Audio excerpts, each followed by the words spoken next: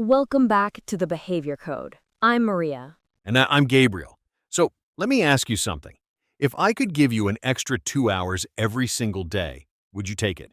Of course, who wouldn't? That sounds like a dream.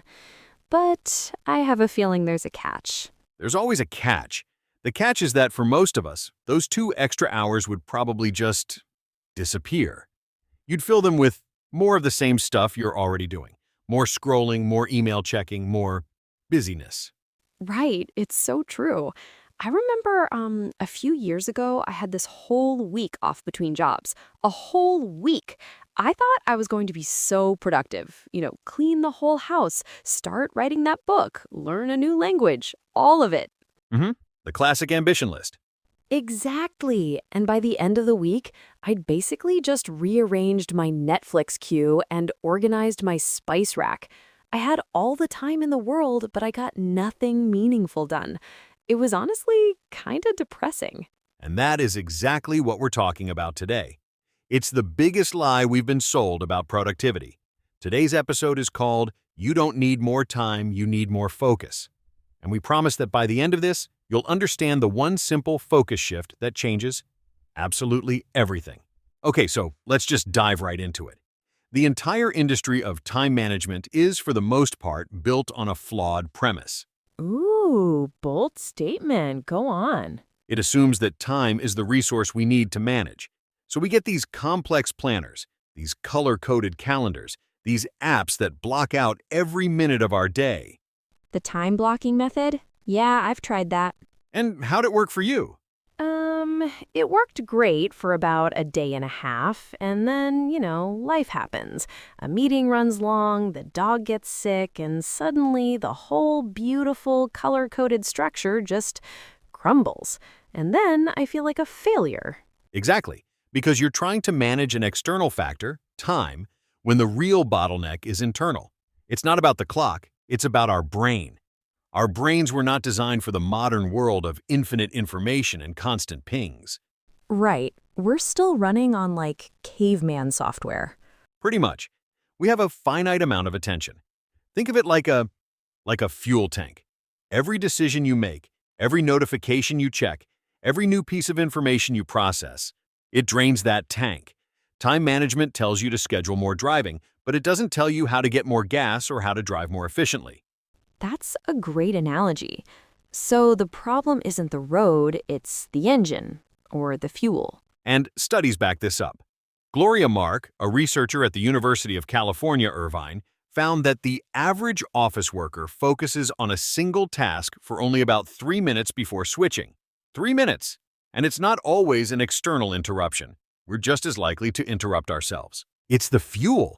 And we're constantly running on fumes because of something called task overload. Our to-do lists are endless. We're expected to be on all the time. We try to cram 30 hours of tasks into a 24-hour day and then wonder why we're so exhausted and feel like we're failing. That's a powerful example, and it highlights that focus isn't just about efficiency, it's about effectiveness. The quality of your work in a flow state is magnitudes higher than when you're distracted. You make connections you wouldn't otherwise see. Your ideas are clear. The end product is just better.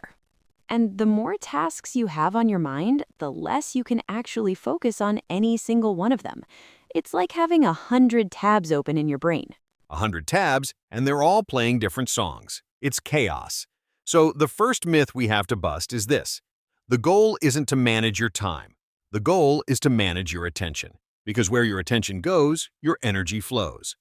Okay, I love that. Where your attention goes, your energy flows. So let's really dig into that.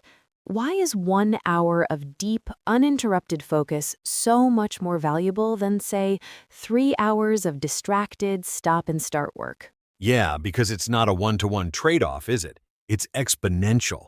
Not at all, and the science on this is super clear. Let's talk about cognitive load. It's basically the total amount of mental effort being used in your working memory. When you're trying to do too many things at once, or you're constantly switching between tasks, your cognitive load goes through the roof. Right? Like when you're trying to write an email while listening to a meeting and also getting text messages. Exactly. Your brain is juggling, and it's not good at juggling. Every time you switch tasks, even for a second, there's something called attention residue. A part of your brain is literally still thinking about the last thing you were doing. Attention residue. I've never heard that term, but I feel it every single day. You close the social media app, but you're still thinking about that angry comment you just read. Precisely. So that 3 hours of distracted work might only contain, maybe 45 minutes of actual productive thinking. The rest of the time is just switching costs. It's mental friction. But that 1 hour of deep focus, that's pure progress. You're fully immersed. Which leads to the magical flow state, right? Yes, the flow state. It's that feeling when you're so absorbed in what you're doing that time just seems to melt away. You're not thinking, you're just doing. And your performance and creativity are at their absolute peak. Psychologists like Mihai Csikszentmihalyi, who pioneered this research, found that people are their happiest and most productive in this state. And you absolutely can't get into a flow state if your phone is buzzing every 2 minutes. It's impossible. It takes, on average, over 20 minutes to get back into a state of deep focus after being interrupted. So if you get a notification every 15 minutes, well, you do the math. You never actually get there. You're just paddling on the surface, never diving deep. So, what you're saying is, 1 hour of focused work is better than 3 hours of shallow work because you eliminate the switching costs and you actually give yourself a chance to enter a flow state where the real magic happens. Let's make this even more concrete. Imagine you're writing a novel. In a 3-hour distracted session, you might write 500 words, but they're disjointed. You lose your train of thought. You have to reread what you wrote. You can't get into the characters' heads. The attention residue from checking Twitter is still clinging to you. That's it. It's about quality of attention, not quantity of time. So if focus is the real currency, we need to understand how it actually works. You mentioned the fuel tank analogy earlier, which I think is perfect. Let's talk about that fuel. It's often called mental energy or cognitive resources. Mm-hmm. And it's finite. You wake up with a certain amount each day. Totally. And one of the fastest ways to drain it is through something called decision fatigue. The simple act of making choices depletes our mental energy. What should I wear? What should I eat for breakfast? Which email should I answer first? By the time 10 a.m. rolls around, we've already made hundreds of small decisions. Which is why people like Steve Jobs or Mark Zuckerberg famously wore the same outfit every day. It was one less decision to make, preserving that mental energy for things that actually mattered. Exactly. Now combine that natural depletion with the modern world's greatest focus-killing machine, the distraction. Ah, yes, the enemy. The psychology here is fascinating and kind of scary. Our brains are hardwired to be drawn to novelty. It's an old survival mechanism, you know? Pay attention to the rustling in the bushes because it might be a predator. Right, so the rustling in the bushes is now a notification icon. It's a little red dot on your phone, and the tech companies know this. They design their apps to be as distracting as possible. They use something called a variable reward schedule. You pull the lever on the slot machine, you refresh your feed, and you don't know if you're going to get a juicy piece of gossip, a like on your photo, or just nothing. That uncertainty is incredibly addictive. So our phones are basically slot machines we carry in our pockets. They are, and they're one of the biggest focus killers. But there are others. Multitasking is a huge one. We already talked about how it's a myth, but people still think they're good at it. The truth is, you're not multitasking. You're just rapidly switch tasking and doing both tasks poorly. And paying that attention residue cost every single time. Every single time. And the last big one is your environment. Working in a loud, cluttered, or chaotic space is like trying to run a race with ankle weights on. Your brain has to spend precious energy just to filter out the noise and the visual distractions before it can even start on the actual task. So to protect our focus, we need to be mindful of our decisions, our relationship with technology, and our physical space. It's an ecosystem. And let's be clear, this isn't a matter of willpower. You can't just will yourself to ignore these distractions. The systems are designed to be stronger than your willpower. That's the business model. Your attention is the product they sell to advertisers. It's a total ecosystem. And right now, for most people, that ecosystem is actively working against them. Okay, so we've established the external enemies, the notifications, the environment, but what about the ways we sabotage ourselves? What are the common habits that just absolutely murder our focus? Oh, this is where it gets personal. Number one, for me, is something I call productive procrastination. It's where you avoid the big, important, difficult task by doing a bunch of smaller, easier, less important tasks. Oh my God, yes. I can't start writing that report until my inbox is at 0. Or I should really organize my desktop files before I tackle that project. You feel busy, you feel productive, but you're not actually moving the needle. You're not. You're just doing shallow work. Shallow work is the stuff that doesn't require intense focus. Answering emails, scheduling meetings, posting on social media. It's necessary sometimes, but many of us live our entire workday in the shallows, never going deep.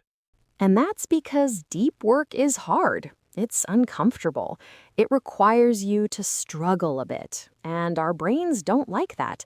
They crave the easy dopamine hit of checking something off a list, even if it's a meaningless task. hmm Another huge habit is, obviously, just keeping notifications on. It's a choice.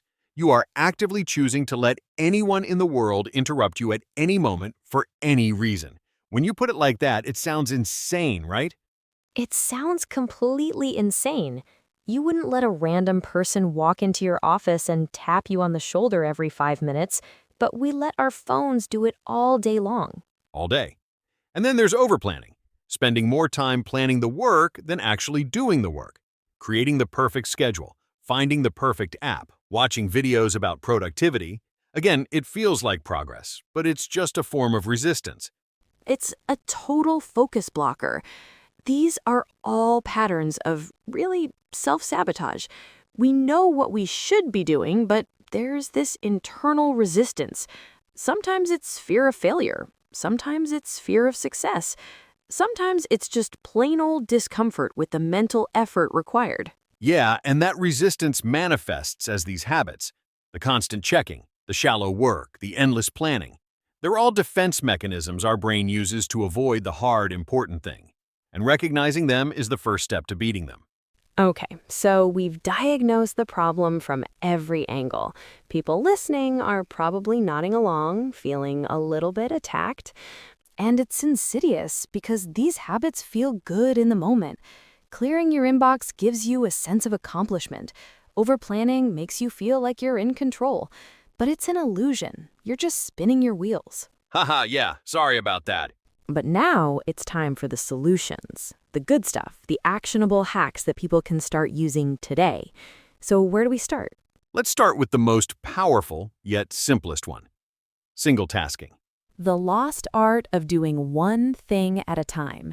It sounds so obvious, but it's revolutionary. My rule is this. If I'm working on the computer, I close every single tab and application that is not 100% necessary for the one task I'm working on.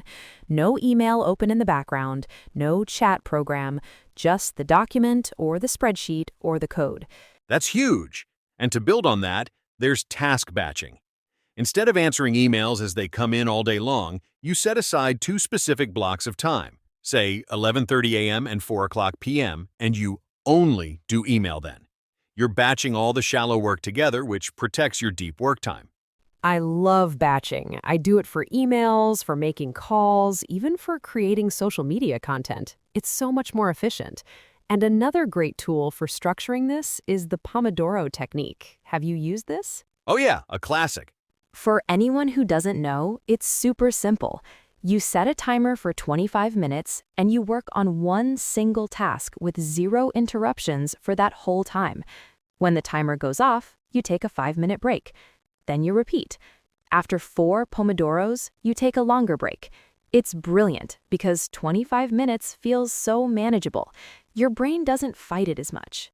Totally. It's like, I can do anything for 25 minutes. Okay, so those are great for managing the process. What about managing the space? The environment. Your turn. All right, environment control is non-negotiable. First, your phone. When it's time for deep work, put it in another room. Not on silent in your pocket, not face down on your desk, in another room. The physical distance creates a psychological distance. The out of sight, out of mind principle. Exactly. Second, create a dedicated workspace if you can. Your brain loves associations. If you train it that this desk is for focus, it'll be easier to get into that mode when you sit down. And keep it clean. Clutter is a visual distraction that drains your mental energy. Mm-hmm. And finally, here's the mental trick. This is how you trick your brain into focus. When you have a big, scary task, don't tell yourself, I have to write this whole 10-page report. That's overwhelming. Instead, just tell yourself, I'm going to open the document and write one sentence. Or, I'm just going to work on it for 5 minutes. Lowering the barrier to entry. You're just trying to get started. Because once you start, momentum often takes over.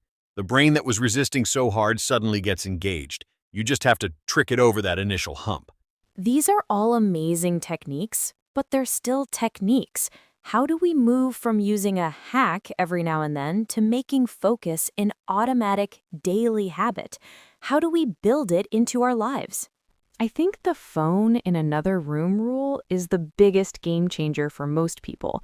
The temptation is just too great. Even if you don't look at it, a part of your brain is subconsciously waiting for it to buzz. Removing it from your environment entirely is a release. It's freedom. That's the million-dollar question. And the answer is routines. You have to build a structure for your day that protects your focus by default. For me, that means my mornings are sacred. Same here.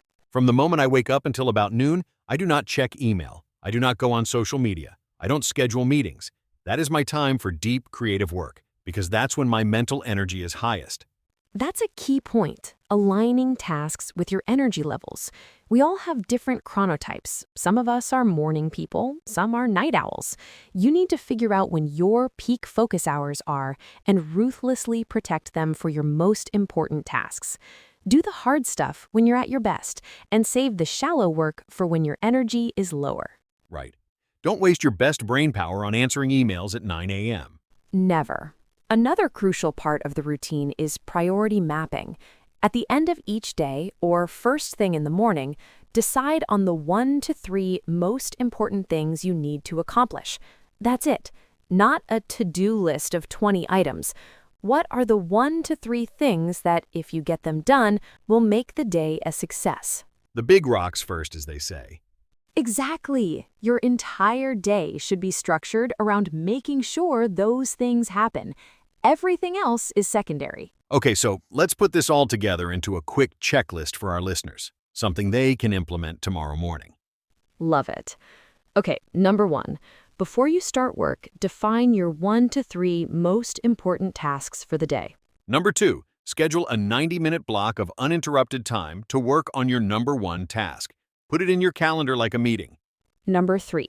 Before that block starts, put your phone in another room and close all unnecessary tabs on your computer. Number 4, work for a focused period, like 25 minutes, and then take a short, deliberate break where you actually get up and move around. Don't just switch to checking email. And number 5, batch your shallow work. Designate specific, limited times for checking email and messages. Outside of those times, they don't exist. If you just do those 5 things, your productivity and your sanity will skyrocket. I guarantee it. And this isn't about being a robot. It's about being intentional. The goal isn't to be 100% focused 100% of the time. That's impossible. The goal is to have dedicated, protected blocks for deep work, and then also have time for guilt-free relaxation and shallow work. So the big takeaway today is this. Stop trying to find more time. It's a losing battle. Instead, start cultivating and protecting your focus. It is your most valuable asset. 1 hour of true focus will change your life more than 1 extra hour in the day ever could. That is the behavior code for this week. If this episode resonated with you, please do us a huge favor and like, comment, or share it with someone who needs to hear it. And make sure you're subscribed so you don't miss an episode. Next time, we're tackling a fascinating topic, the psychology of status. You won't want to miss it. Until then, I'm Gabriel. And I'm Maria. Thanks for listening.